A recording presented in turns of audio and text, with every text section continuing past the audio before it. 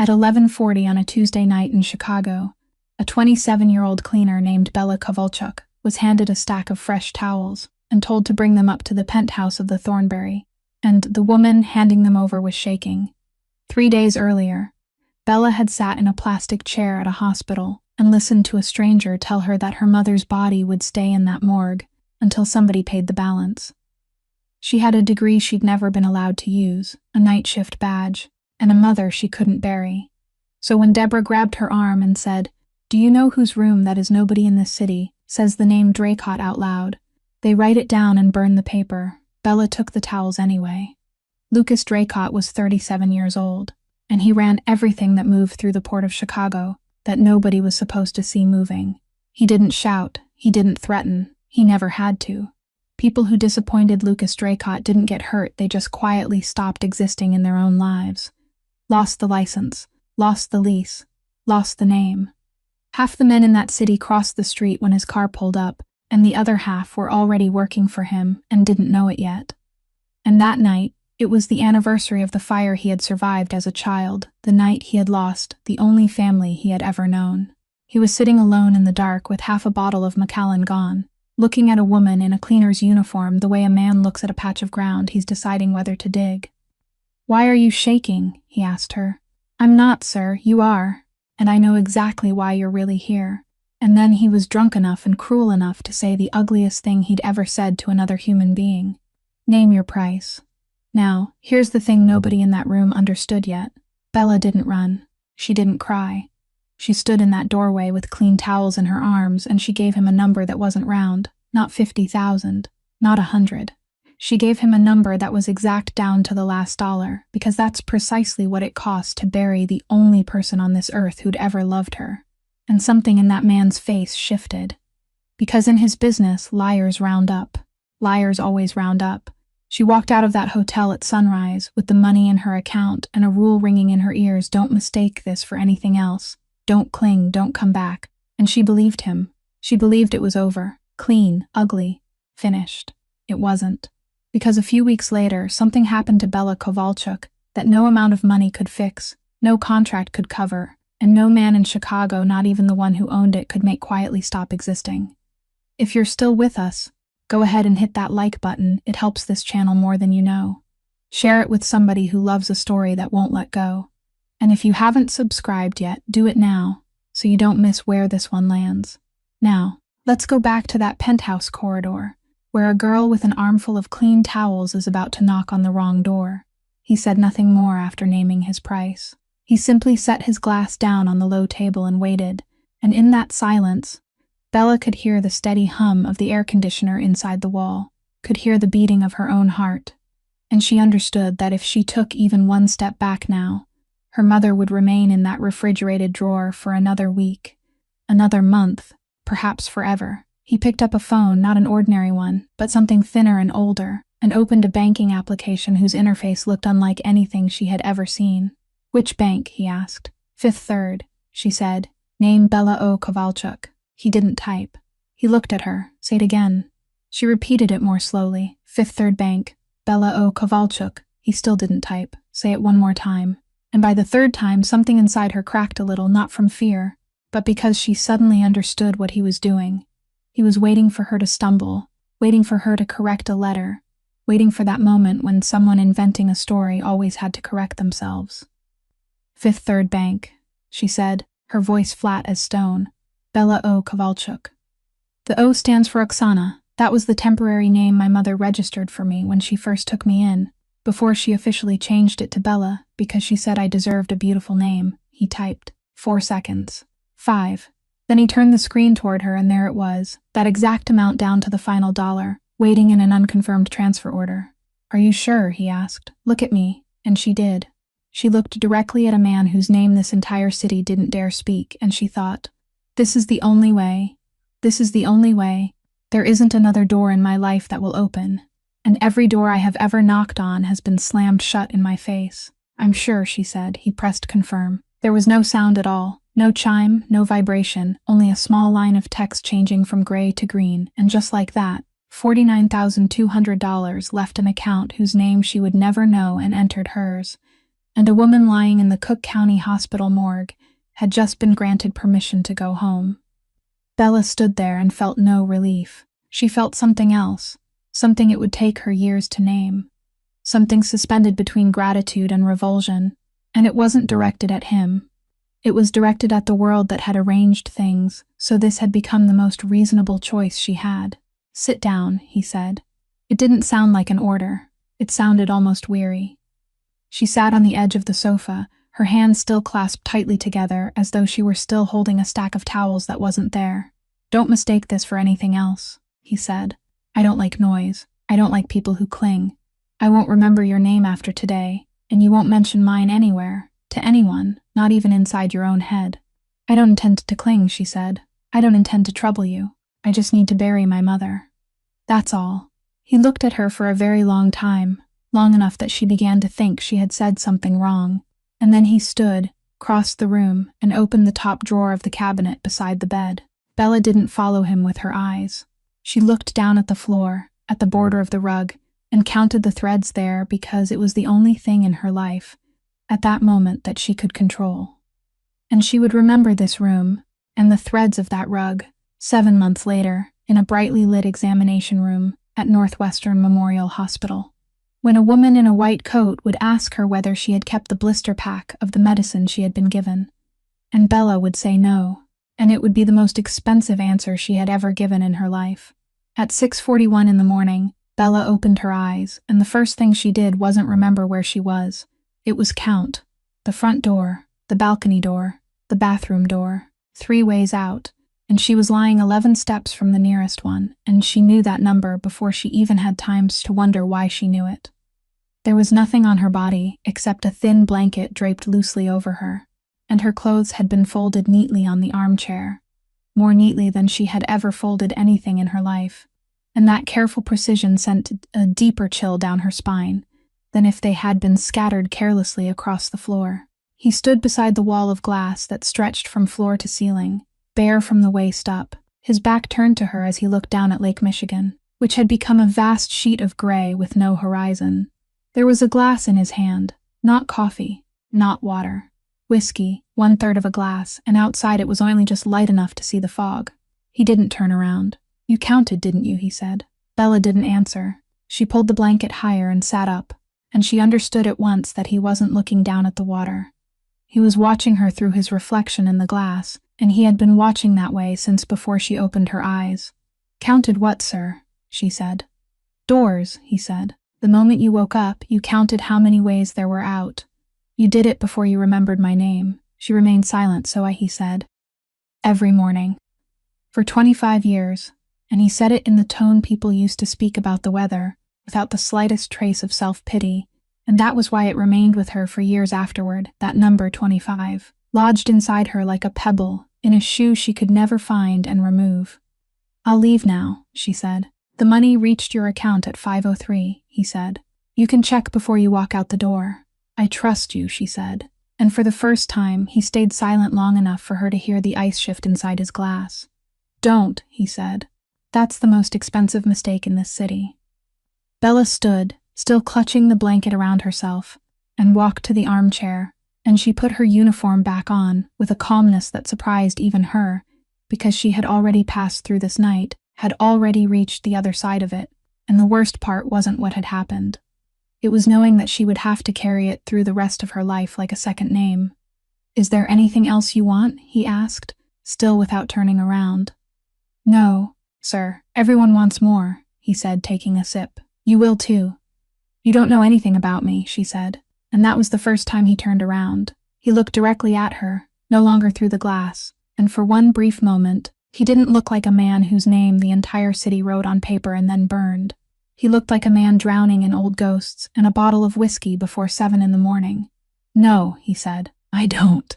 Still deeply intoxicated and barely seeing straight, he crossed the room and pulled open the cabinet drawer, grabbing a small pill from a loose tray without looking. When he returned, a small white pill rested in his palm, round and no larger than a pea. It was a loose pill, left behind by his grandmother in the medicine tray days ago, stripped of its original blister packaging. "Take this," he said. Bella looked at it. "What is it?" she asked. "Medicine," he said. What kind of medicine? He only looked at her, and in the cold morning light there was nothing on his face, and he said, "Do you want trouble?" "No, sir," she said. "Then take it." And Bella took the pill, placed it on her tongue, and swallowed it with the water he handed her, asking no more questions, because desperate people didn't have the right to ask questions. And one small white pill wasn't worth arguing over. He put the blister pack back into the drawer and pushed it closed with his knee. Bella picked up her handbag. She didn't say thank you, and later she would think about that for a very long time, that she hadn't thanked him, and that she was glad she hadn't. There was only one sentence in her mind, repeating over and over like a prayer she no longer believed in but still recited. "Mama, I'm bringing you home today." She crossed the room, and on the low table beside the door lay a watch, its glass face turned upward, the leather strap slightly worn around the third hole, and she walked past it without even glancing down. The door closed very softly behind her. Lucas Draycott remained where he was for a long while. Then he looked at the low table. The watch was still lying exactly where he had deliberately placed it the night before, in the most visible spot in the room, in the place where anyone leaving would have to pass it, and he hadn't put it there through carelessness. He had placed it there because it was a test he had used for 15 years, and not one person had ever failed it in this direction. She didn't take the watch, he thought. It was right there on the table. Everyone takes it. Then he finished the whiskey remaining in his glass, and that was a mistake, because for the next 5 weeks, he would think of that woman exactly once every morning, at 6:41, when he stood beside that wall of glass and counted the doors. 4 days later, on a Saturday morning washed in pale sunlight, Helena Kovalchuk was lowered into the earth at the cemetery behind St. Nicholas Church in Ukrainian Village, and 6 people stood there. Bella counted them because she counted everything, and that number hurt her more than the coffin did. 6 people for a woman who had worked for 38 years in this country. Mrs. Frida Melnick, 71 years old, her mother's closest friend, and nearly the only one she had left, cried from beginning to end with the quiet grief of someone who had already buried too many people. No wailing, no sobbing, only tears flowing steadily down into the collar of her black coat, and she didn't bother to wipe them away. There were 2 former neighbors from the building on Chicago Street. There was a young woman Bella had never met, someone her mother had once cared for during the night shift at the nursing home, and whom Bella would never see again. And there was a man no one knew, dressed in a long coat, standing apart from everyone else, who left before the pastor had finished reading the final prayer, and later, when Bella tried to remember his face, she couldn't remember anything at all. Pastor Elias Burkhart, 68 years old, conducted the service more slowly than necessary, and he did it deliberately. He recited the prayers in both English and Ukrainian, and when he reached the Ukrainian passages, Bella heard her mother's voice inside them, the way she pressed weight onto the final syllables, the way those words rested heavily in the mouth like pebbles, and Bella had to bite the inside of her cheek to remain standing. She hadn't cried once in 4 days. She had signed papers, paid $43,000 to Cook County Hospital, and $6,200 to the funeral home, chosen a pine coffin because her mother had hated extravagance, stood at the reception counter while a woman asked whether she wanted to upgrade to a silk lining, and answered, "No, thank you. My mother slept on a foam mattress for 38 years. She hadn't cried anywhere during those 4 days. She had only paid, and now, standing there, she understood something terrible. She had spent those 4 days doing one thing, and now that thing was finished, and there was nothing left to do. And it was that nothing left to do that would kill her. After everyone had drifted away, Pastor Burkhart remained beside her at the fresh grave. He didn't say the things people usually said. He didn't tell her that her mother was in a better place. Didn't say time would heal. And Bella was more grateful to him for that than for anything else he had done that morning. "Your mother was a stubborn woman," he said. "She argued theology with me for 17 years and never yielded a single step." Bella laughed, a short, dry sound, the first laugh to leave her in 4 days. "She told me you recited the prayers too quickly," she said. "I know," he replied. "She told me to my face, twice." Then he fell silent for a moment, and when he spoke again, there was something different in his voice. "Bella," he said, "your mother left something with me." Bella looked at him. Her mind was empty then in the particular way it becomes empty after 3 sleepless nights, the kind of emptiness where sounds enter but have nowhere to settle. Something, father, she said. She gave it to me many years ago, he said. She told me to keep it. She told me to wait until you were strong enough. He looked at her, at the dark circles beneath her eyes, at the two hands still clenched together, as though they hadn't opened once in 4 days, and he said, I don't think today is that day. And Bella nodded. That was all. She nodded, said, yes, father, thank you, and she didn't ask what it was. Didn't ask why her mother had given it to an outsider instead of to her own daughter. Didn't ask what strong enough meant, or how strong she would have to become. Because by then there wasn't a single question left inside Bella Kovalchuk. She had spent them all at the hospital reception counter.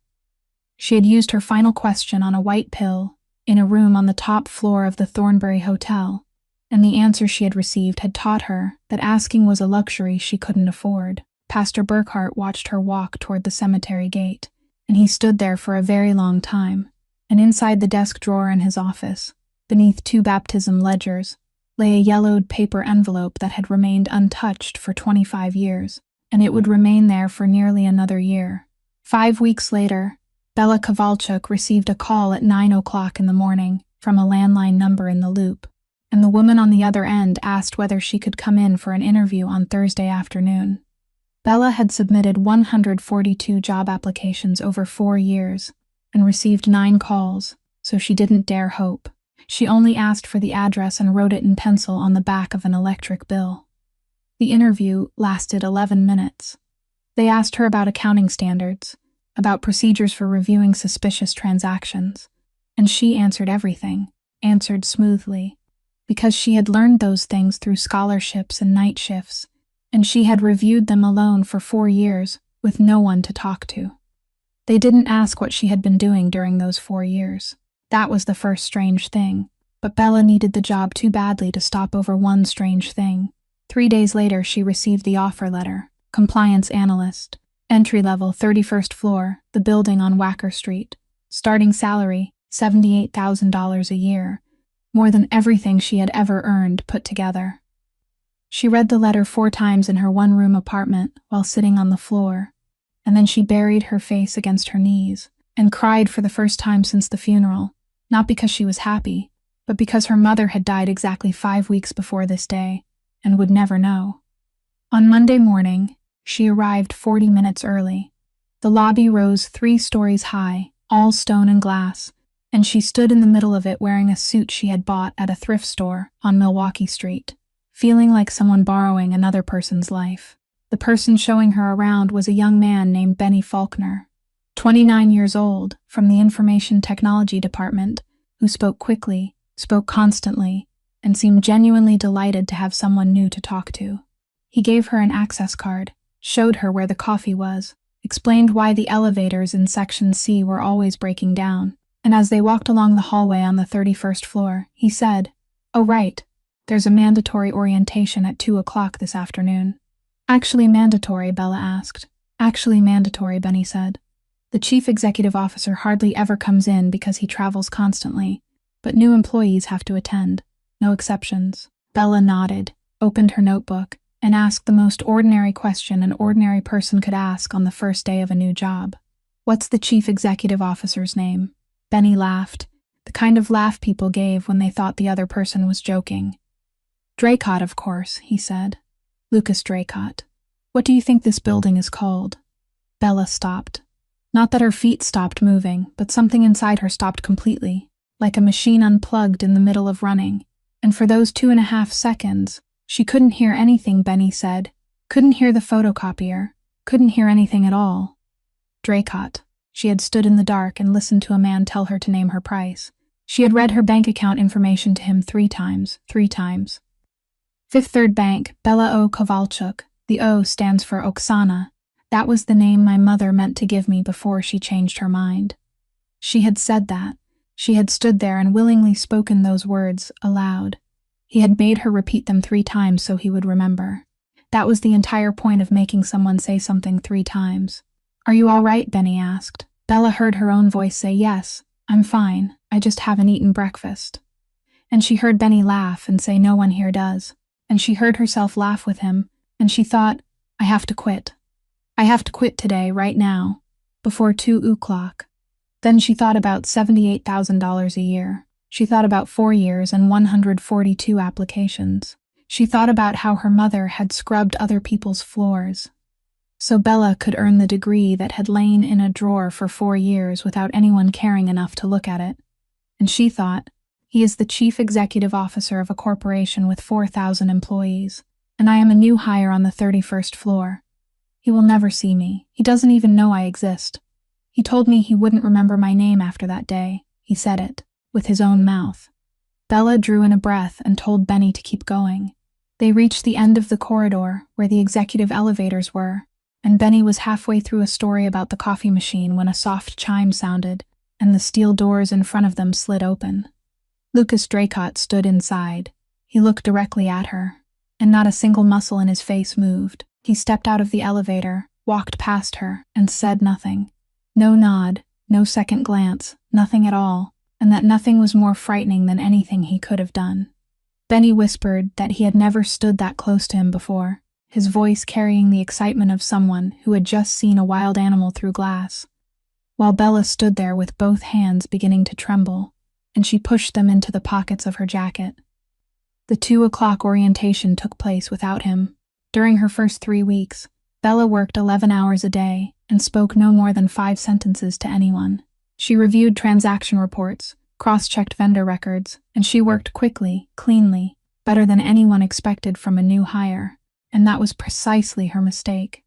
Had she performed at an average level, perhaps no one would have noticed. The person who noticed was Rhiannon Vespucci, 31 years old, the chief executive officer's executive assistant, a woman dressed with precision down to the last millimeter, and blessed with a voice so pleasant that it took people a moment to realize they had just been cut. It happened on a Wednesday morning in the shared kitchen on the 31st floor, when about 9 people were standing around waiting for the coffee machine. Vespucci walked in holding her cup and addressed the entire room in the tone of someone making casual conversation. "Miss Kovalchuk," she said, "I looked at your file. University of Illinois, Chicago. Correct." Bella said yes. Vespucci nodded thoughtfully. "Interesting," she said, "because Draycott doesn't hire people from public universities, never has. I have sat in this chair for 4 years, and I have never seen a file like yours come through. So I'm simply curious, who sponsored you?" The room went silent, no one left. That was what Bella remembered most afterward, not the question, but the fact that not one of those 9 people walked away. "No one sponsored me," Bella said. "I applied." Vespucci smiled. "Of course," she said, and walked out. By that afternoon the rumor had traveled through all 3 floors. By the following day it had taken shape. Bella heard it for the first time in the women's restroom, 2 voices coming from the stall beside hers, and one of them said the sentence she would hear over and over again inside her head for months afterward. "I heard she used to be a cleaner, at a hotel, then suddenly she ends up here. How do you think that happened?" Bella remained motionless inside her stall until they left. She didn't cry. She washed her hands, looked into the mirror, and thought, "They're right." That was the worst part. And she knew it in that very moment, standing before the mirror while the faucet was still running. They had guessed blindly, and they had guessed correctly. She had slept with that man. She had taken his money. The fact that she had done it for her mother, the fact that she had recited her account information 3 times in a voice flat as stone and hadn't begged for a single thing, the fact that she hadn't known who he was and hadn't applied for this job through him, none of it mattered in the story they were telling, because the story they were telling was shorter and easier to remember. She worked 4 more days that way, her head lowered, keeping close to the walls, and she began eating lunch in the emergency stairwell. The following Tuesday, Vespucci did it again, this time in the open office area, this time louder, and this time she was holding Bella's review report in her hand. "This is quite good," she said. "Good enough to make me wonder who helped you write it." Bella didn't answer. She had learned that answering only gave people another length of rope with which to bind her. And at that exact moment, Lucas Draycott walked past. He didn't stop. He only slowed by half a step, and he said, without looking at anyone, his voice as calm as if he were reading out a number, "Vespucci, if you have enough free time to interview personnel on my behalf, I'll find more work for you." Then he kept walking. The entire open office fell silent. Someone lowered their eyes to a keyboard and pretended to type. Someone else turned completely away, and Bella, Standing there felt no relief. She felt something cold move down her spine, because she understood that he had just thrown her into the center of the stage, rather than pulled her away from it. But there was something else. Bella looked at Vespucci. And Vespucci didn't blush. She didn't lower her eyes. There wasn't the slightest trace of someone who had just been humiliated by the chief executive officer in front of 20 people.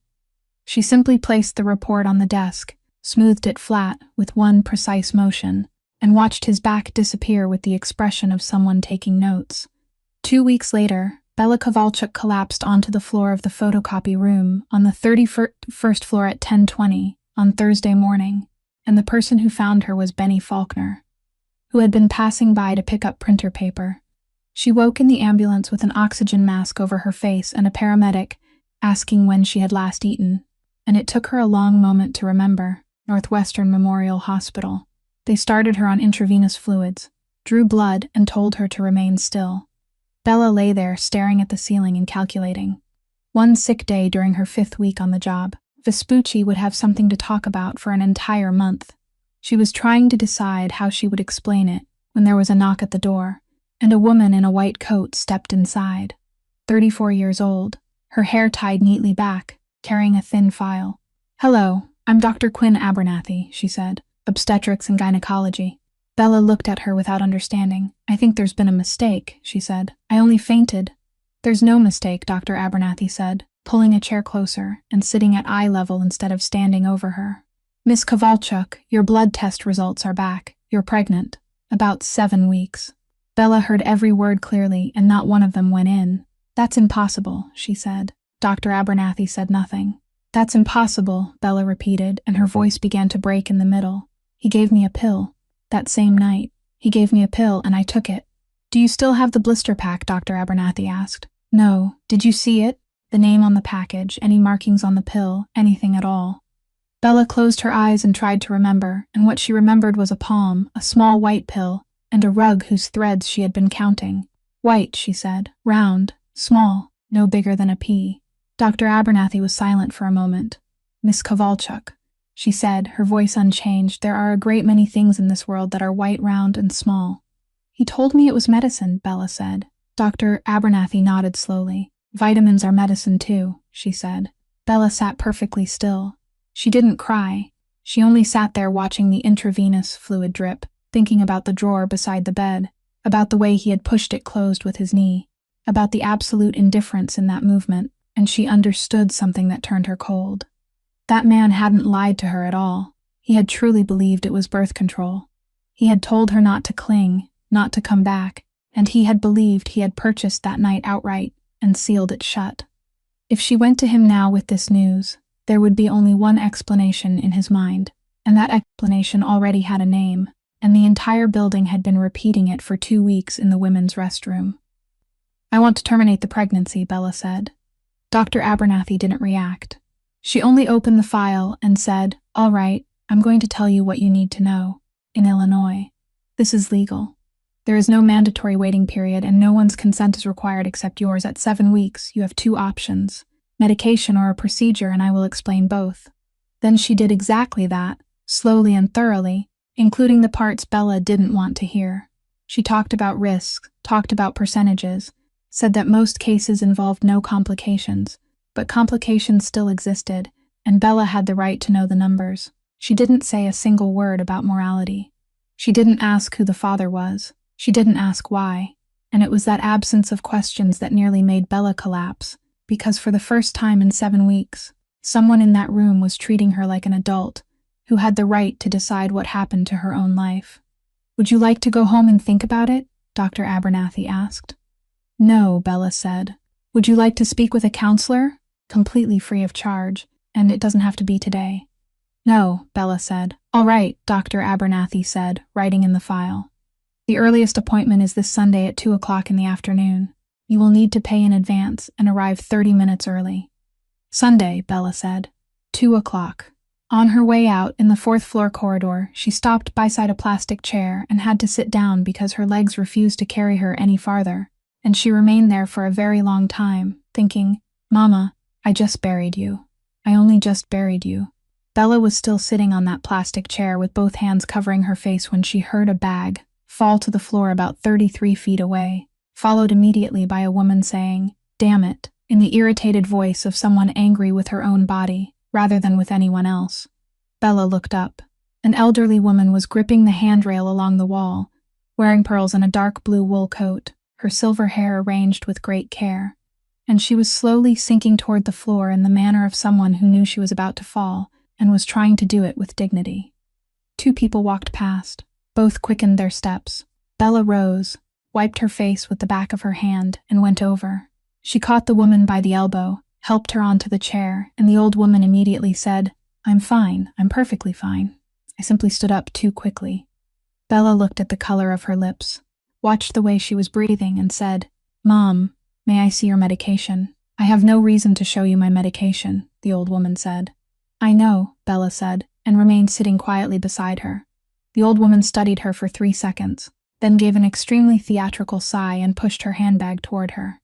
Inside were 6 blister packs of pills, a worn leather wallet, and a small notebook containing a medication schedule written in the elegant slanted handwriting of someone who had been taught penmanship in the 1940s. Bella read every package, then she read the notebook. Then she looked up. "You take Lasix and metoprolol at the same time in the morning?" she asked. "So what?" the old woman said. "They're both morning medications. That's what the doctor wrote." "The doctor wrote that both should be taken in the morning. He didn't write that they should be taken together," Bella said. "You need to separate them by at least 2 hours. Lasix removes fluid. Metoprolol slows your heart rate. When you take them on top of each other, your blood pressure drops, then you stand up, then you collapse in a hospital hallway and tell yourself it happened because you rose too quickly." The old woman fell silent. Then she looked Bella up and down with the blunt appraisal of an elderly woman, who had no time for politeness. "Are you a nurse?" she asked. "No," Bella said. "My mother was ill for 4 years. I memorized everything." The word ill remained between them for a moment. The old woman didn't ask anything else. She only said, "Then where is she now?" And Bella answered, "I buried my mother 7 weeks ago, Mom." And the old woman gave one brief nod and said, "I see." And she didn't say any of the things people usually said, and Bella had to turn her face away. The old woman insisted on standing. Bella told her to remain seated for another 5 minutes.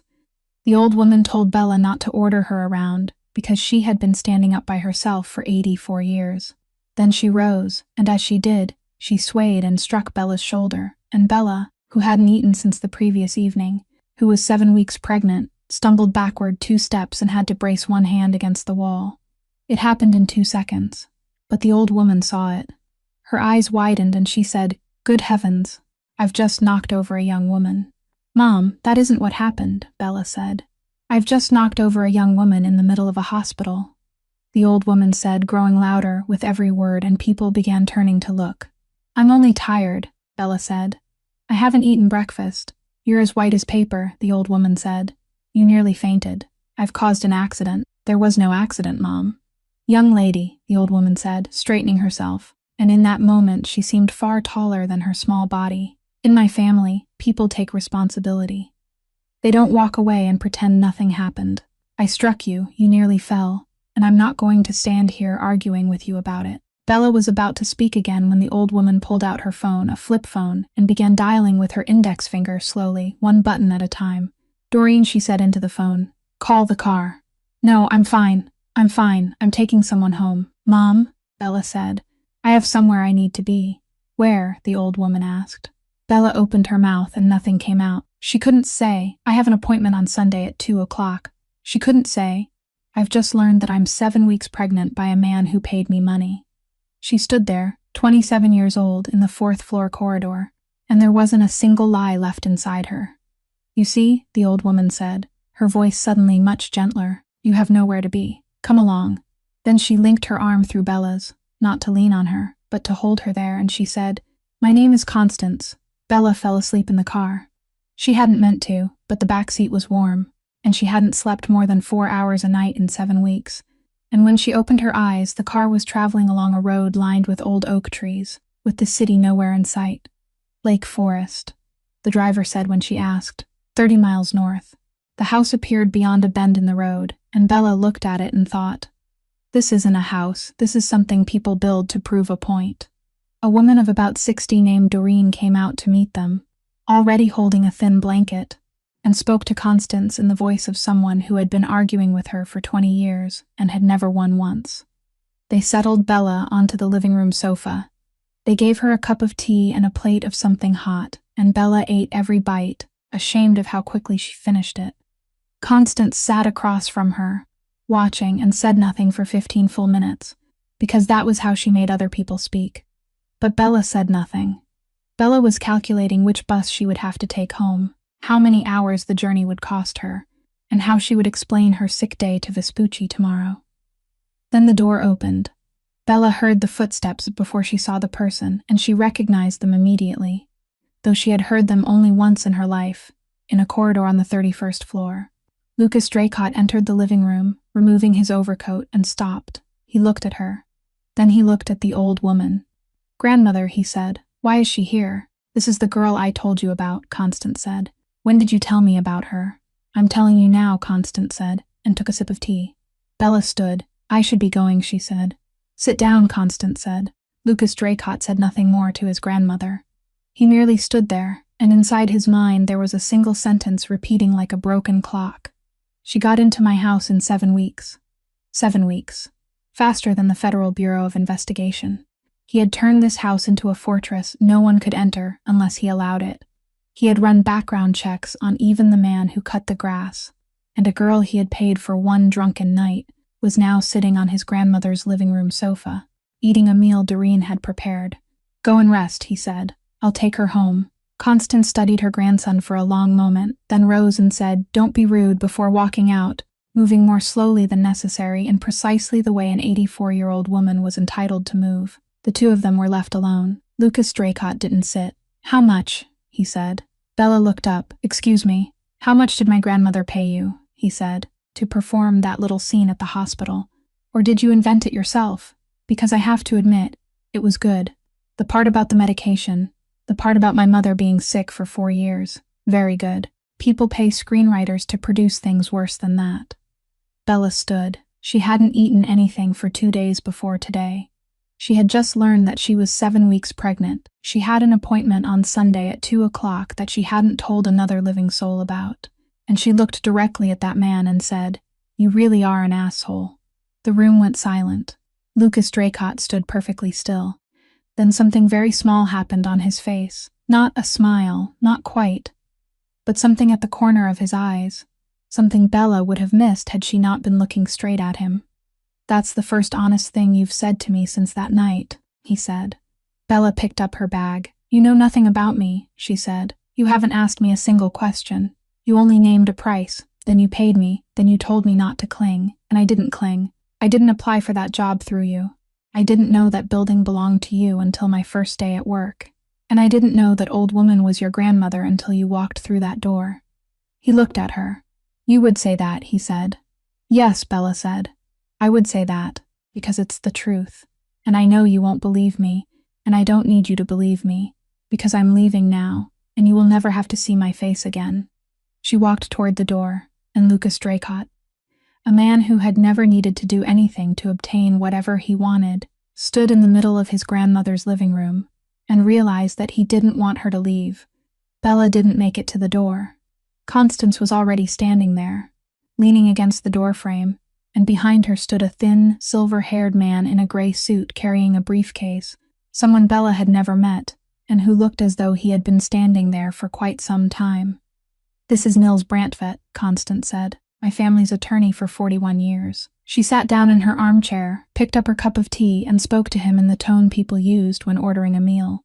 "Bring out the papers, Nils." Lucas Draycott didn't move. "What papers?" he said. Mr. Brantvedt opened the briefcase and placed 2 sets of documents on the table. The first was thick, bound, with a notarized seal in one corner. The second consisted of only 2 printed pages. "A prenuptial agreement," he said, his voice as even as if he were reading the weather. "Drafted under Illinois law and fully reviewed. And this is an application for a Cook County marriage license. Both parties must appear in person. No one may sign on their behalf." Bella looked at the 2 sets of papers and couldn't understand what any of them had to do with her. "Grandmother," Lucas said, And for the first time that evening, something in his voice changed. Are you joking? Have I ever joked about responsibility? Constance said. I'm not marrying anyone. Tomorrow morning, Constance said, ignoring her grandson. 9 o'clock. Daily Center. Cook County Clerk's Office. Both of you. Bring identification. Wait the required 1 day, then have the ceremony there. There's no need for anything elaborate. I've already called them. You called whom? Lucas said. Bella laughed. It was a short, broken sound with nothing joyful in it, and it escaped before she could stop it. Mom, she said. He and I don't even know each other. Young lady, Constance said. I'm not asking where or how the two of you met. I'm 84 years old. I don't have time for questions whose answers won't change anything. I know what I saw. I fell in a hospital corridor, and 2 people walked past me as though they were passing a chair. You were the third. You were crying, and you still stopped. I stopped because I know how to read medication labels, Bella said. That doesn't mean anything. It means something to me, Constance said. Grandmother, Lucas said. She is my employee. She works on the 31st floor. Do you understand how this looks? I don't care how it looks, Constance said. I've lived long enough to outgrow caring about appearances. Bella stood there and watched the two of them toss her life back and forth like a ball, and she felt something rising in her chest. Not anger, but something older and more exhausted than anger. She thought about 7 weeks. She thought about the 6 people at the cemetery. She thought about the plastic chair in the 4th floor corridor 5 hours earlier. She thought about Sunday. Enough, she said. No one heard her. Mr. Brantvet was explaining the separate property provisions. Lucas was saying something about the board of directors. And Constance was saying that the board could take care of itself. And Bella heard her own voice rise, louder than she had intended, louder than anything she had said in the past 7 weeks. I'm pregnant. The room stopped. It didn't merely fall silent. It stopped like a film caught between 2 frames. Constance was holding her teacup. The cup slipped from her hand and shattered on the hardwood floor. And no one moved. No one looked down. Not one of the 4 people in that room glanced toward the sound of breaking porcelain. Mr. Brantvet stood motionless, with a sheet of paper in his hand. Bella looked directly at Lucas Draycott, and he looked back at her, and the silence stretched so long that Bella heard the grandfather clock in the hallway outside strike the half-hour. Whose is it? He said. He said it very softly. There was no anger in his voice. There was nothing in it at all, and it was that nothing which, later, whenever Bella remembered that evening, hurt her more than everything he had said to her at the Thornbury Hotel. Constance turned toward her grandson very slowly. Bella didn't answer his question. She looked at him, then at the old woman, then down at the broken pieces of porcelain on the floor, and she said the only sentence she still had left inside her. I have an appointment this Sunday. Constance told Mr. Brantvet to leave. He closed his briefcase and walked out without saying a word, and Bella understood that in 41 years he had witnessed things worse than this, and had learned how not to be present inside them. Doreen came in to sweep up the broken porcelain. Constance wouldn't allow it. Leave it, she said, and Doreen looked at her for 1 second before walking out. Sit down, young lady, Constance said. Bella sat. Her legs no longer had another choice. The old woman didn't speak at once. She sat there staring at the shattered porcelain on the hardwood floor, and when she finally opened her mouth, her voice was completely different from the one she used to order meals, issue commands, and argue with Doreen. I have heart failure, she said.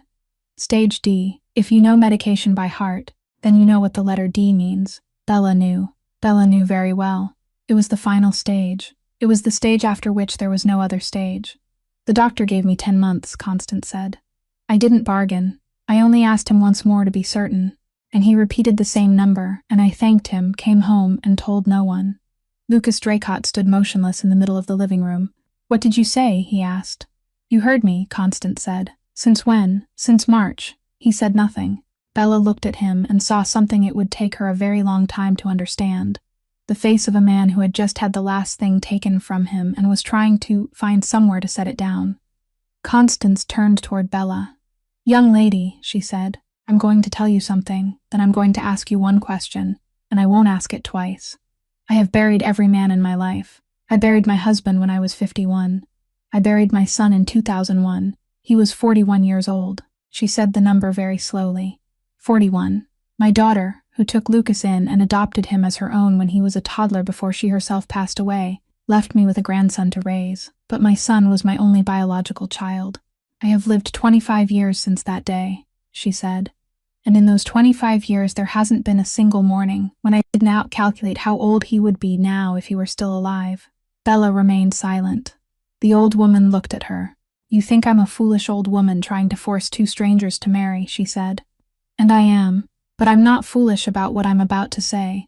I have waited 25 years for a child in this house, not because I need an heir. I don't need another person to guard my money. I already have more than enough people doing that. I only want to hear the sound of a child in that hallway before I die. That's all. That is the only thing I still want. Bella felt her throat tighten, and she hated herself for it. Mom, she said, I can't. You can, Constance said. I have an appointment on Sunday. I know you have an appointment on Sunday. I heard you, and now I'm going to tell you this. If you go to that appointment, then this Sunday I will stop taking my medication. All of it, starting today. Bella's head snapped up. Grandmother, Lucas said. Don't. I'm 84 years old, Constance said, never taking her eyes from Bella. I have 10 months. If I stop the medication, I have 3 weeks, perhaps 4. I lose nothing, young lady. That is what people who still have much to lose never understand about those who have nothing left. Bella stood. You can't blackmail me with your life, she said, and her voice trembled, but she finished every word. You don't have the right. If you place that on my shoulders, I will have to carry it for the rest of my life. Do you understand? You could die next week, and I would have to live another 40 years with it. I can, Constance said. I'm very sorry, but I can. It is the only thing I have left to wager, and I am placing it on the table. The room remained silent for a very long time. Bella stood there in a stranger's house in Lake Forest with empty hands, and she thought of her mother, and she thought, Mama, I know what you would say. I know exactly what you would say. You would tell me not to let anyone put a price on me. Then she looked at the old woman sitting there, an 84-year-old woman who had just placed her own life on the table like a final card, and Bella saw something she didn't want to see. She saw desperation. She recognized it immediately because she had worn that same face in a room on the highest floor of the Thornbury Hotel 7 weeks earlier. I won't give you an answer tonight, Bella said. Then she walked into the hallway, closed the door behind her, and stood there in the darkness, and she didn't cry. He found her in the hallway, standing with her back against the wall in the darkness, and he didn't turn on the light. He simply stopped 3 steps away from her and said, We agree on one thing. Bella didn't look up. That child isn't mine, he said. I watched you take the pill. I was standing about 3 feet away, and I watched you swallow it. So whatever performance you want to put on for my grandmother, go ahead, but don't take some other man's child and throw it at my feet. And Bella stood there in the darkness with only one sentence inside her mind, a single sentence resting right behind her lips, something she could have spoken in 2 seconds. You didn't know it was a vitamin. She could say it. She could say it now, and he would ask a doctor, and the doctor would tell him and everything would change. But she looked at his face in the darkness, the face of a man who had already decided what kind of person she was before she ever opened her mouth. And she understood that if she said those words now, they would no longer be the truth. They would only become the second step in a plan. First she had targeted the old woman, then she had revealed the pregnancy, and now she would tell a story about a pill that had been switched. He would listen, nod, and think, very good. People pay screenwriters to write things worse than that. So Bella said nothing. She looked at him and said, Then why are you still standing here?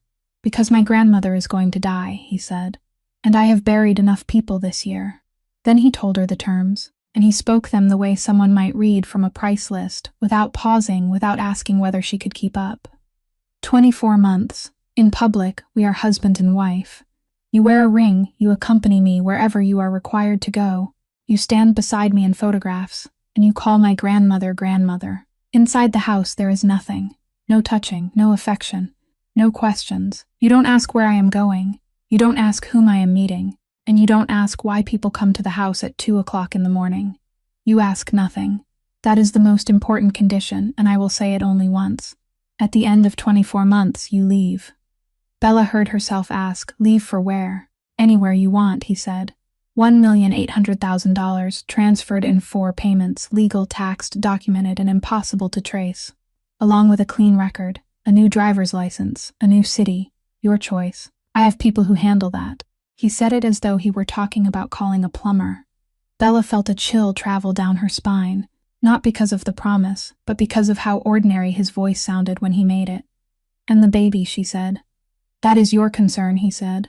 "Whether you keep it or not, after 24 months, that is your concern. My grandmother wants to hear the sound of a child in this house before she dies. She will hear it. After that, I don't care." Bella looked at him and thought, he believes every word he has just said. He truly believes it. "There is one more thing," he said.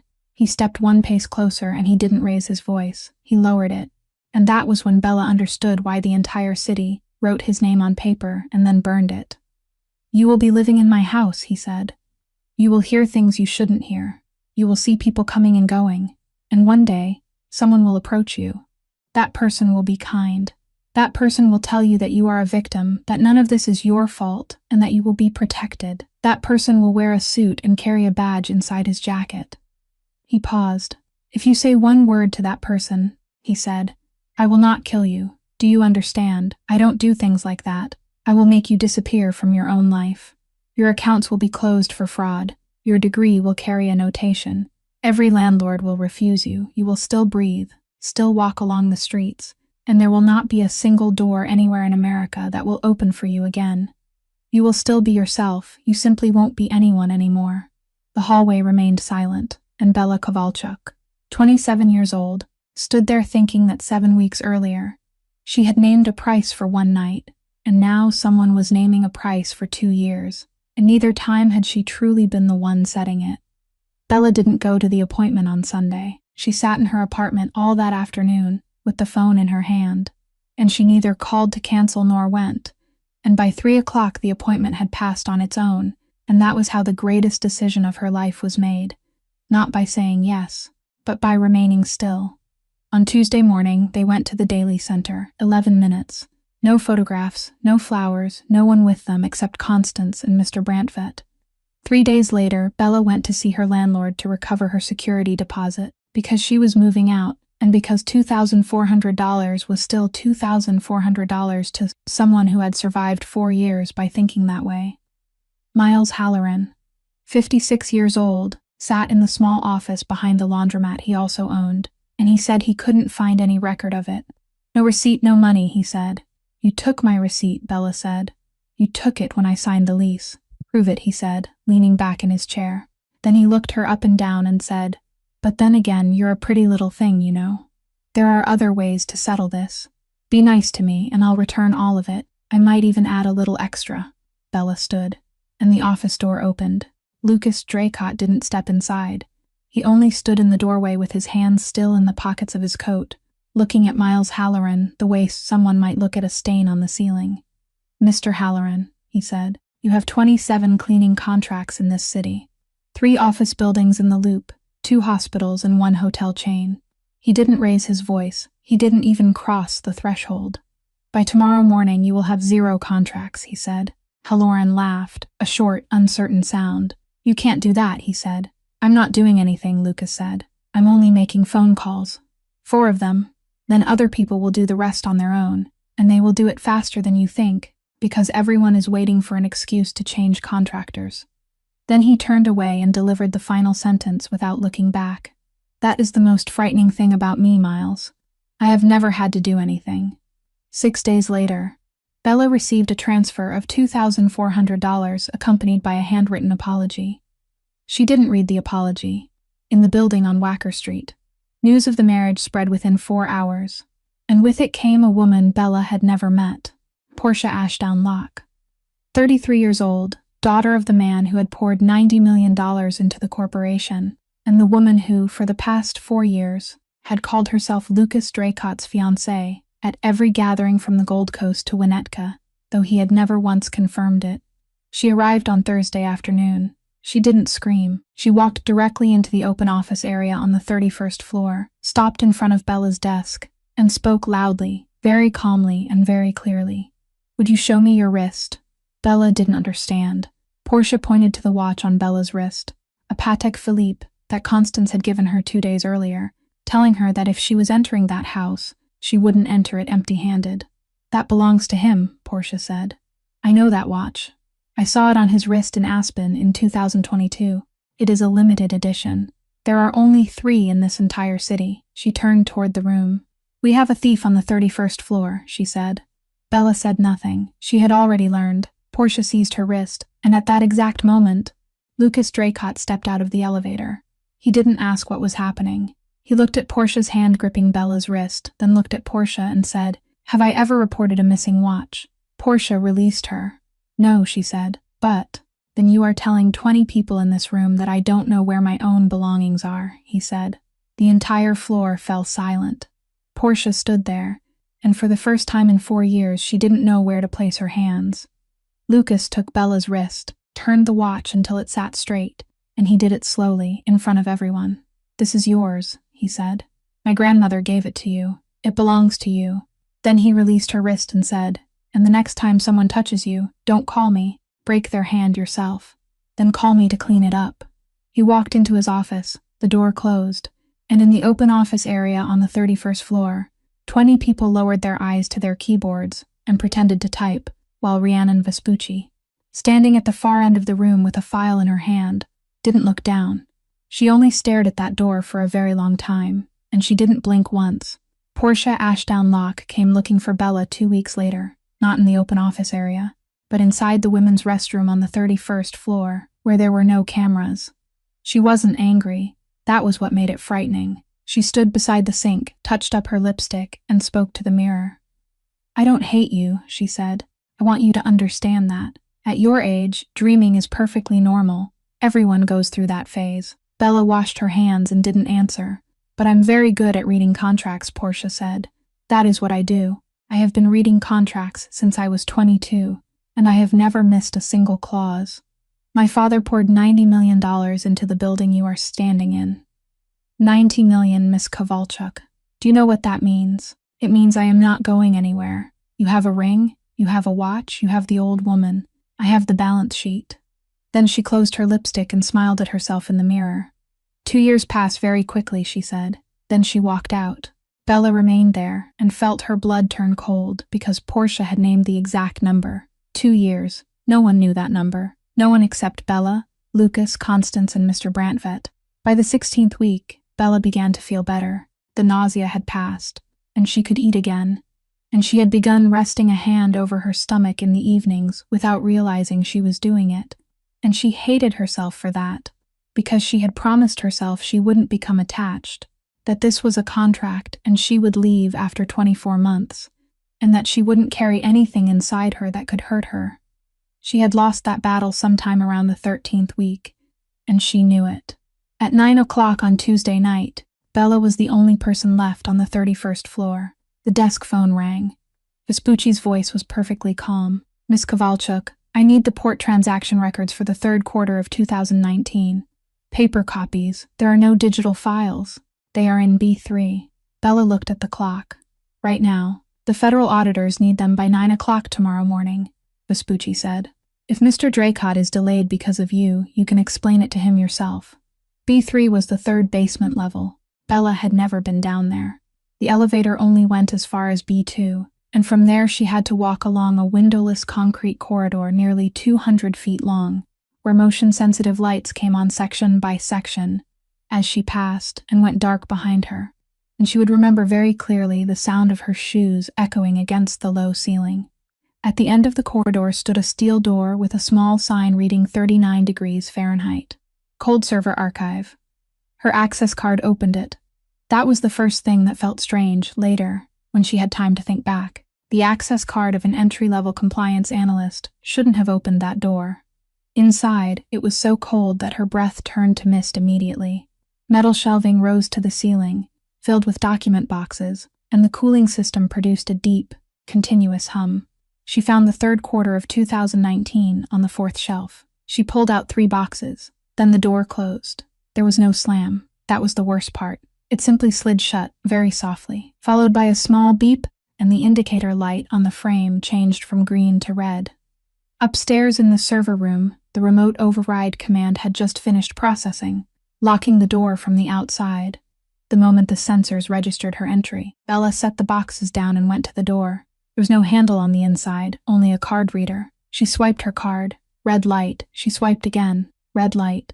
She swiped a third time, a fourth, a fifth, and her hands began to tremble, and she couldn't tell whether it was from the cold or from the thing rising inside her chest. She took out her phone. There was no signal, not a single bar. "Is anyone there?" she called. She struck the steel door with her palm. "Is anyone out there, please?" The sound of her pounding died inside the concrete wall, more than 3 feet thick, and went nowhere, and she knew that after the second blow, but she kept pounding because there was nothing else to do. No one would arrive for another 7 hours. She calculated the number, and she wished she hadn't. The cleaning shift came at 4 o'clock in the morning, 7 hours at 39 degrees Fahrenheit. Bella sat on the floor between 2 rows of shelves, pulled her coat tightly around herself, and tried to remember what she knew. Don't fall asleep. Keep moving. She stood. She walked around the room. She completed 40 laps before losing count. After about an hour, she could no longer feel her fingertips. After about 2 hours, she stopped shivering, and she knew enough to understand that not shivering was not a good sign. She sat down for the final time, placed both hands over her stomach, and spoke aloud in the empty room, her breath forming white mist before her face. "Is anyone there?" Then her voice grew quieter. Baby, I'm sorry. I was going to let you go, but now I don't want to anymore. I don't want to anymore. I swear to you, I don't want to anymore. I just need you to wait for me a little while. Just wait for me a little while. All right, baby." Then she closed her eyes. At 11:20 that night, Lucas Draycott arrived home in Lake Forest and found the house dark. Doreen told him Bella hadn't returned. He called her. The phone rang once before going to voicemail. And that was the first thing that was wrong, because a phone going to voicemail after a single ring meant there was no signal, not that no one was answering. He called the building's security department. The officer on duty said Miss Kovalchuk's card had been used to leave the 31st floor at 9:12, but it had never been used to exit through the lobby.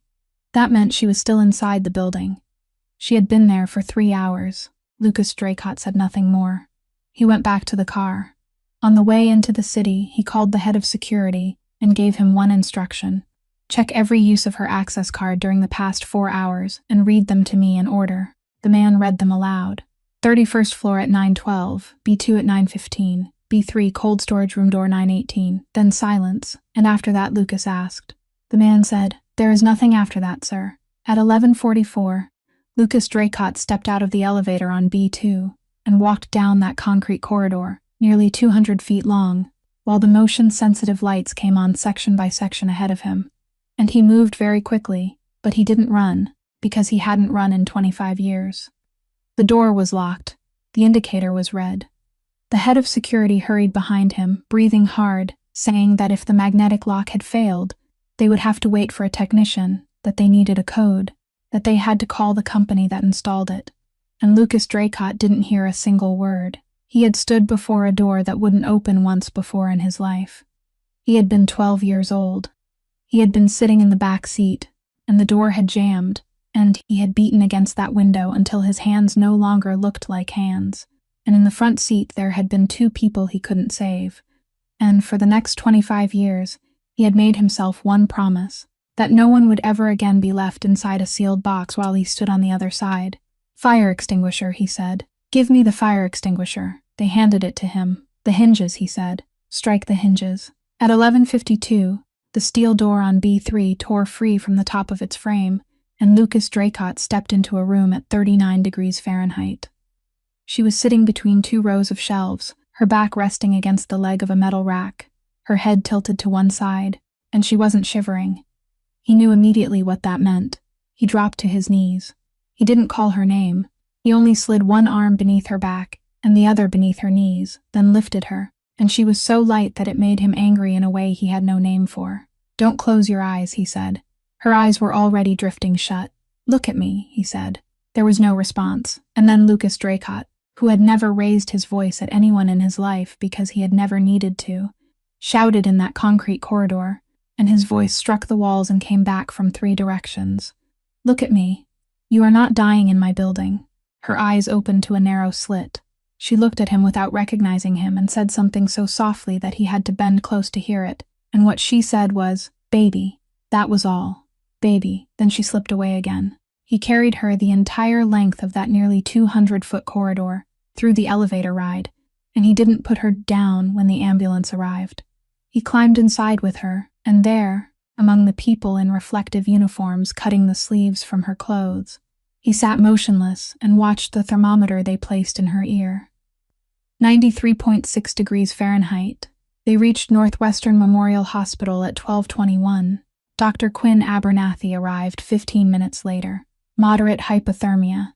They warmed Bella with thermal blankets and heated intravenous fluids, and at the 40th minute, they found the baby's heartbeat. Dr. Abernathy stepped into the corridor and said to the man waiting there, "The baby is still all right, and she is going to be all right. 2 more hours, and I wouldn't be able to tell you that." Lucas Draycott asked nothing else. He took out his phone, called the head of security, and said, "The access card that opened B3 tonight. I want to know where it is." They initiated a full system forensic audit at 3 o'clock in the morning. By afternoon, the IT security report came back. The digital lock on B3 had been overridden remotely from the main server room on the 31st floor at 9:18, disguised as a routine system update.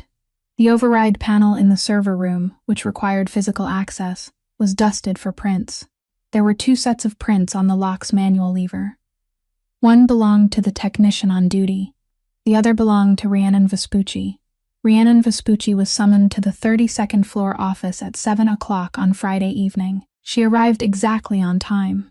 She wore a gray suit, her hair tied neatly back, and she sat in the chair across from him without waiting to be invited, while Lucas Draycott placed the fingerprint report on the desk, turned it toward her, and said nothing. She read it.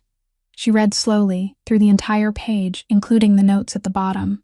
Then she looked up, and she smiled. That was what he would remember most clearly afterward, not the smile itself, but the fact that in 4 years he had never once seen this woman smile.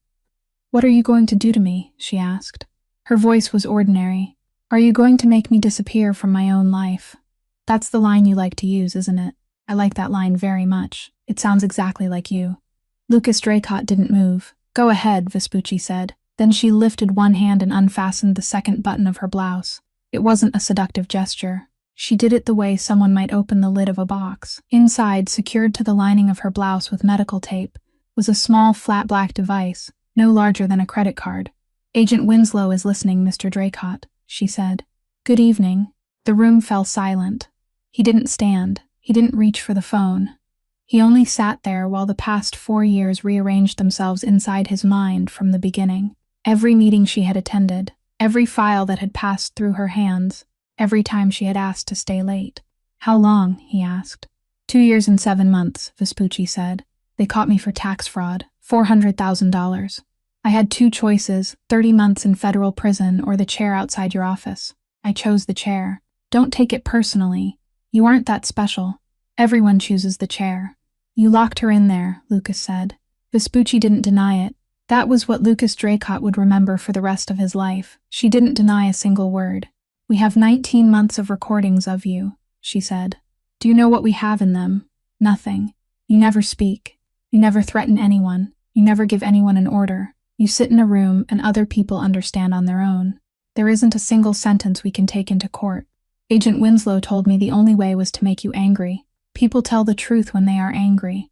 "So you needed a reason," Lucas said. "I needed a reason," Vespucci said, and she looked directly at him and spoke the next sentence without the slightest tremor. "I thought you would find her at 4 o'clock in the morning. I thought she would be cold, that she would cry, that she would spend 1 day in the hospital, and I thought you would lose your temper and call someone and say the one sentence I had waited 2 years and 7 months to hear. You arrived 4 hours earlier than I calculated. That was my mistake." Lucas Draycott stood. He walked to the window and remained there for a very long time, and when he turned back, there was nothing on his face. "Did you know she was pregnant?" he asked. Vespucci didn't answer at once. "No," she said. He nodded. Then he pressed the intercom button and said, "Send Miss Ashdown lock up." Portia arrived 4 minutes later, and she entered the office and saw Vespucci sitting there with 2 buttons of her blouse undone and the black device attached to the lining, and her face turned white. "Portia," Lucas said, "how long have you known?" She opened her mouth. "Don't," he said. "Don't say the first thing you were going to say the second." Portia stood there for 3 seconds. "Since March," she said. 4 months, Lucas said. You sat on my board for 4 months, and you knew. You are going to prison, Portia said, and her voice broke, and for the first time in 4 years she looked exactly 33 years old. You are going to prison, and I will have to hold this company together. I calculated everything. I prepared everything. My father had. You allowed a pregnant woman to be locked inside a room at 39 degrees Fahrenheit to protect your seat, Lucas said. I didn't know she was pregnant, Portia shouted. You didn't ask, Lucas said. That is already an answer. Portia Ashdown Locke left the Draycott Board of Directors on Monday morning. Her father's $90 million was repaid in full, with interest, within 6 weeks, and every contract bearing the Locke name was terminated. She moved to Palm Beach in September and never returned to Chicago. The final thing she said to an acquaintance at O'Hare Airport was, I used to think I belonged here. It turns out I was only renting space. Rhiannon Vespucci, however, still came to work on Monday. No one arrested her. No one fired her. She remained in that same chair for another 4 months, and the entire building knew and no one said a word, because Lucas Draycott had ordered everyone to leave her alone, and that was the only part of this entire affair that no one could understand. Dr. Quinn Abernathy arrived at the building on Wacker Street on Wednesday afternoon, without an appointment, and she told the receptionist that she would sit there until Mr. Draycott had 10 minutes. She waited for 2 hours and 40 minutes. When she entered his office, she didn't sit down. Mr. Draycott, she said, I need to ask you a medical question concerning my patient, and I have her written consent. You have 10 minutes. Lucas Draycott nodded toward the chair. She still didn't sit. She opened her phone, placed it on the desk, and on the screen was a photograph of a blister pack. My patient described a pill to me, she said. White, round, small, no larger than a pea. I have shown her 11 photographs over the past 3 months, and she stopped at this one. Do you recognize it? Lucas Draycott looked down at the screen, and something in that room changed. This is folic acid, he said. 400 micrograms. Dr. Abernathy said nothing. My grandmother has made me take one of these every morning since I was 20, he said, and his voice slowed, like a man descending a staircase in the dark. She doesn't trust doctors. She says doctors only know how to prescribe medicine after people are already sick. She believes in vitamins. She buys them by the case. She leaves a blister pack in every bedside drawer of every house I have ever lived in, including the hotel rooms I regularly rent. She has done that for 20 years, and I have never told her that I don't take them. You gave her one of these, Dr. Abernathy said. Lucas Draycott didn't answer Mr. Draycott. The top drawer, he said, the bedside cabinet. He spoke to the surface of the desk rather than to her. I was drunk. I had finished half a bottle before she arrived. I opened the top drawer. That is where I always kept it. He stopped. I opened the wrong drawer, he said. Dr. Abernathy picked up her phone.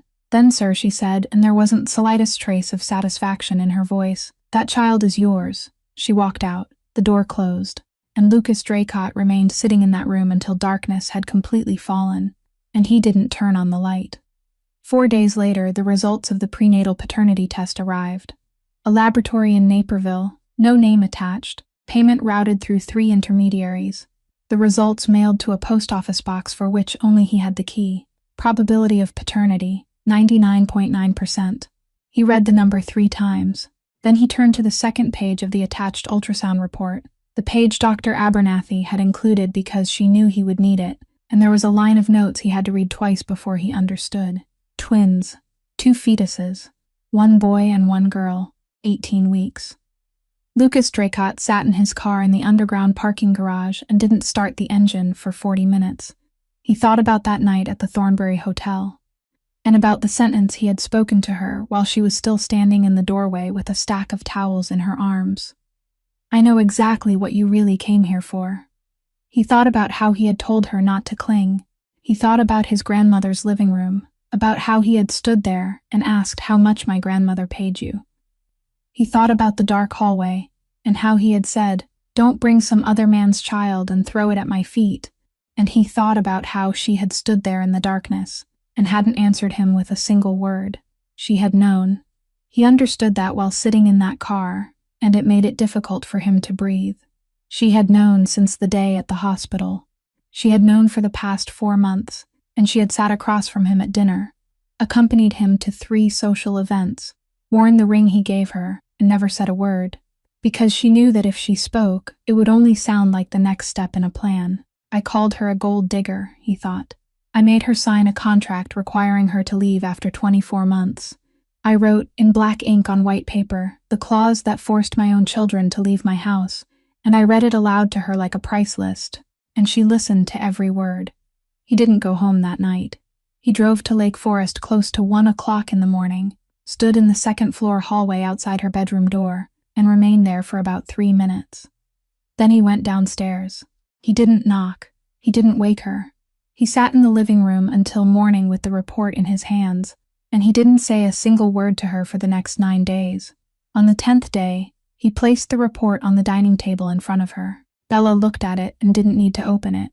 She had already waited 9 days. Why didn't you tell me? He said. And something inside Bella Kovalchuk, something that had been pressed down for 4 months, for the 7 weeks before that, and for the 4 years before that, finally broke open. Tell you what, she said. What exactly was I supposed to tell you? That you were right to pay me but wrong to think I was cheap. When did you want me to say it? When you stood in your grandmother's living room and asked how much she had paid me? Or when you stood in that dark hallway and told me not to throw some other man's children at your feet? He said nothing. I became pregnant from a night when I sold myself so I could bury my mother, she said. Do you think I'm proud of that? Do you think I sat there waiting for some beautiful day when I could announce it to you? The very first night, you told me not to cling. You handed me a pill, called it medicine, and asked whether I wanted trouble, and I swallowed it, and I didn't ask. I didn't ask a single question, because people like me don't have the right to ask.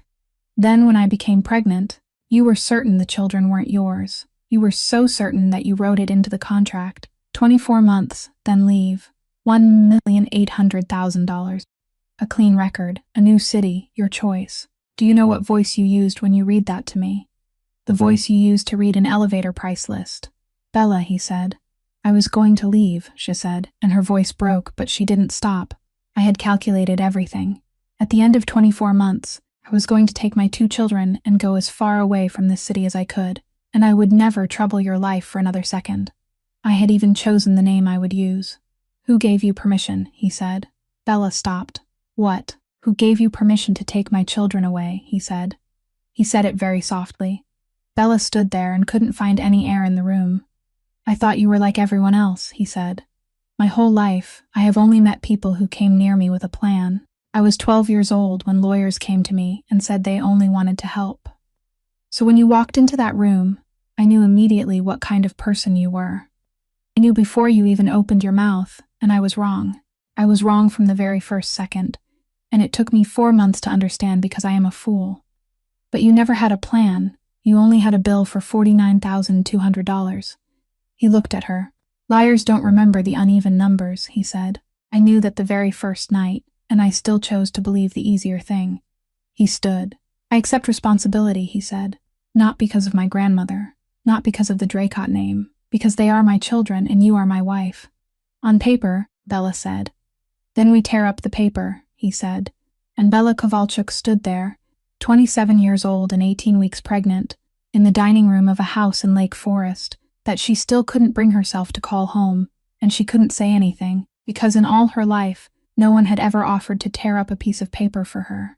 She was about to open her mouth. Then the doorbell rang. Doreen went to answer it. They heard her say something, then the sound of a woman's voice, then Doreen speaking louder. Miss, you can't simply. And the dining room door opened. There were 3 people. A lawyer in a navy suit, a man carrying a briefcase, and between them stood a young woman of about 28, with brown hair and a cream-colored wool coat, holding herself very straight. She looked at Lucas Dracot and didn't blink. Constance appeared in the opposite doorway, leaning on her cane, and froze. Who are you? Lucas said. The woman drew in a breath. I am Linnea, she said. Linnea Ashgrove Dracot. I am Wendell Dracot's daughter. No one spoke. I am your sister, she said. I survived the explosion in Gary, Indiana in November of 2001. Constance released her cane. It struck the hardwood floor, and no one picked it up. The lawyer placed a thick file on the table. Optom papers from Arizona, hospital records from 2001. An old photograph. Constance sat down very slowly and didn't touch the file. She only looked at the woman standing there. My little girl had a scar on her left elbow, she said. She fell down the stairs when she was 4. Linnea pulled up her sleeve. The skin was smooth. I had it removed, she said. Laser treatment, in Scottsdale, in 2020. I have the receipt if you need it. Constance nodded slowly. Then she said, and she was allergic to peanuts. Grade 3. I had to use an EpiPen on her twice before she turned 3. Once at home, once at an ice cream shop on Michigan Street. Linnea didn't blink. I underwent desensitization treatment, she said. 4 years in Phoenix. I can eat them now. My doctor can confirm it. Constance remained still for a very long time. Then she called, Doreen, bring out the plate of cookies from this morning. Doreen brought in a plate of round cookies, still warm, and set it in the middle of the table. Constance pushed it toward Linnea. Eat one, child, she said. And Linnea looked at the plate, then at the old woman, and she picked one up and took a bite. Then a second bite. She finished the entire cookie, smiled, and said, It's delicious, grandmother. The whole room was silent. Then a very soft voice came from the far end of the table. Grandmother, Bella said. Those cookies don't contain peanuts. Everyone turned toward her. I watched Doreen make them this morning, Bella said. I was sitting in the kitchen drinking tea. She used almond butter. The second cookie was still in Linnea's hand. She didn't move. Constance placed both hands on the tabletop. Young woman, she said, and her voice had changed completely, becoming something Lucas Draycott had heard only twice in his life. You just sat here and ate something you believed could kill you. You swallowed it, just to keep your place in this house. Linnea set the cookie down. But that isn't the worst part, Constance said. The worst part is that you didn't ask. You didn't ask what kind of cookie it was. My granddaughter would ask. She would ask before she picked it up. She would ask at every meal, in every restaurant, in every house, for the rest of her life, until the day she died. Because that is what a child with a grade 3 allergy has to do every single day to stay alive. You can't remove that with a laser, young woman. That lives in the bones. Linnea said nothing. The lawyer began saying something about his client's rights, and Lucas Draycott didn't let him finish. A DNA test, he said. Now, in this house, Dr. Quinn Abernathy arrived 40 minutes later. She took cheek swabs from Linnea and Constance, labeled them, and left. 48 hours. No one in that house slept. On Friday afternoon, Dr. Abernathy returned with an envelope. She opened it in the middle of the living room and read it aloud because Constance had asked her to. Probability of a second-degree biological relationship between sample A and sample B, she said. None. 0%. Not negligible. None. She has no biological relationship to Mrs. Draycott. Linnea stood so quickly that she knocked over her chair. This is wrong, she said. Do it again. Her lawyer had already begun gathering the papers into his briefcase, and he did it with the speed of a man who had realized he wouldn't be paid the remainder of his fee. Constance didn't look at Linnea. She looked out the window, and Dr. Quinn Abernathy was still standing there, holding the results in her hand, and she didn't leave. She was rereading the second page, the page no one had asked her to read, and she read it a second time. Then a third. Mr. Draycott, she said.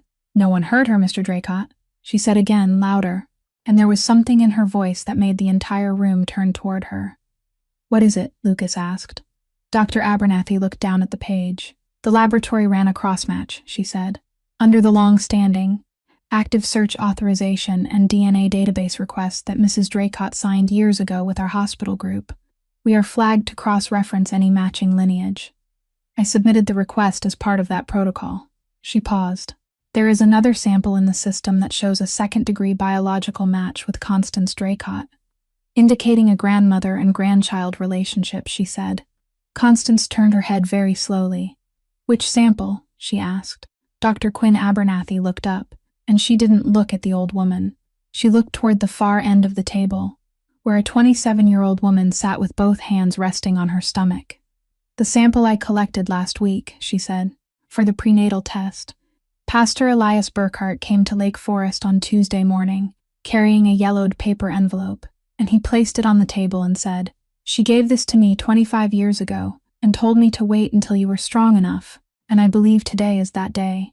Inside was a linen handkerchief, embroidered in one corner with faded blue thread, 3 letters, Ashgrove D, and a handwritten note in Ukrainian. He read it aloud to them. November of 2001, Interstate 90, outside Gary, Indiana, around 10 o'clock at night. Helena Kovalchuk, 39 years old, a night shift nursing aide at a retirement home, was driving home. A car had exploded half a mile away. There were fire trucks, police officers, people running. And on the roadside, about a quarter of a mile from the scene, standing alone in the darkness, was a little girl around 3 years old, who couldn't speak a single word. Helena stopped. That was all she did. She stopped. She took the child to a small police station in Hammond, filed a report, left her name and phone number, and was told the search was focused on the larger hospitals to the north, and that someone would contact her. 3 weeks, then 3 months, then 3 years. No one came. In the note she had written, the child had nothing with her except this handkerchief. I don't know whether Ashgrove is her name, someone else's name, or the name of the store that sold the handkerchief. I will call her Bella, because she is the only beautiful thing I found on that roadside. Constance listened to the entire letter, and she didn't cry. She waited until the pastor had finished reading, then said, I know that station. I passed it 4 times that November. I saw the sign. And I didn't stop, because I thought my granddaughter had to be in a better hospital than that. I searched for her at Northwestern, at Rush, at Mayo. I hired 3 detective agencies. I offered a reward of $2 million for 11 years. And all that time, she was living in a 2-room apartment in Ukrainian village, eating borscht and studying accounting on a scholarship. She looked at Bella. I was wrong for 25 years, she said. Don't call me grandmother yet. I haven't earned it. 2 weeks later, the Federal Bureau of Investigation raided the building on Wacker Street at 6 o'clock in the morning. Agent Theodora Winslow had a search warrant and an arrest warrant for Lucas Draycott on charges of money laundering and federal transportation fraud. Constance Draycott, 84 years old, was sitting in the conference room on the 32nd floor with a leather briefcase in front of her. She pushed it toward Agent Winslow. You have the wrong person, young lady, she said. The signature on every transfer order from 2003 through 2019 is mine, not my grandson's. He began signing in 2019, and he signed whatever I placed in front of him. You want the biggest fish. She is sitting right here. She is 84 years old, and she has 10 months left to live. Lucas Draycott stood frozen at the far end of the room. Later, when only the 2 of them remained, she said to him, You were 12 when your father died. I had 2 choices. Let this fall into the hands of people who would devour you, or take control of it myself and place you in front as the shadow. I turned you into the man whose name this entire city writes on paper and then burns, so no one would have time to notice that you were only a child who survived inside a car. The greatest crime of my life wasn't the money. It was what I did to you. I don't need you to forgive me. I only need you to live past 41. She pleaded guilty under an agreement with federal prosecutors, cooperated fully with the investigation, and because of her end-stage heart failure, the court postponed her sentence and placed her under electronic monitoring at home. She died in her own house 11 months later, with a monitoring bracelet around her ankle. Lucas Draycott received a non-prosecution agreement in exchange for transforming the entire corporation into a transparent entity, accepting 5 years of federal oversight, and establishing a compensation fund. Linnea was prosecuted for federal identity fraud. In Bella's 34th week, she went into premature labor. Lucas held her hand the entire time and said, I sat inside a burning car and walked out. I have never begged anyone for anything in my life. Now I am begging. A boy named Hallen, a girl named Connie. At the cemetery behind St. Nicholas Church, Bella knelt and said, Mama, I know what you would say. You would say, Belaka, you aren't that cheap. I'm not cheap, Mama. I was only desperate, and desperation isn't a crime.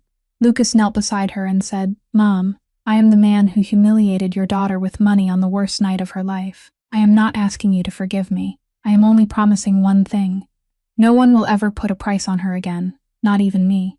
Constance laid down her flowers and said very softly, Helena, you raised my granddaughter on what I spent on a single dinner, and you raised her better than I ever raised my own son. You are the one who won. At 6:41 on a September morning, beside that same wall of glass and that same gray lake, Lucas Draycott stood bare from the waist up, holding a cup of coffee. Bella walked up behind him. You counted, didn't you? She said. He laughed softly. The doors. You were counting the ways out. He remained silent for a long moment. No, he said. Not this morning. You traded whiskey for coffee, she said. Someone told me I had to live past 41, he said. What would have happened if you hadn't been drunk that night? She asked. He turned and looked directly at her. Then I wouldn't have seen you, he said. and I would have gone through my whole life without knowing what I had walked past. So you are grateful for being drunk? No, he said. I am ashamed of it every day. That is why I am still here. Shame without change is only self-pity. Change is what makes it atonement. He handed her the coffee. And for the first time in her life, Bella Kovalchuk didn't count the doors. This story leaves behind one very simple truth. Bella didn't become worthy of respect on the day people discovered her real family name. She had been worthy of respect from the very night she walked into that room carrying a stack of towels. Blood doesn't give a human being value. Kindness does. The woman who won in this story wasn't the richest or the most powerful. She was a night shift nursing aide who stopped her car beside the road for a child who wasn't hers. She had no money, no power, nothing at all. She had only one thing. She didn't walk away. And in life, the person who stays is always the one who wins. What about you? What do you think about this story? Have you ever been given a price because of your circumstances? Or have you ever been the person who stopped for a stranger? Leave a comment below. We truly want to hear what you feel deep in your heart. If this story touched you, please press like, share it with someone you believe needs to hear it, and subscribe to our channel for more compelling stories every day. We wish everyone watching this video good health, a joyful life, and peace in every day ahead. Goodbye, and we will see you again in the next video.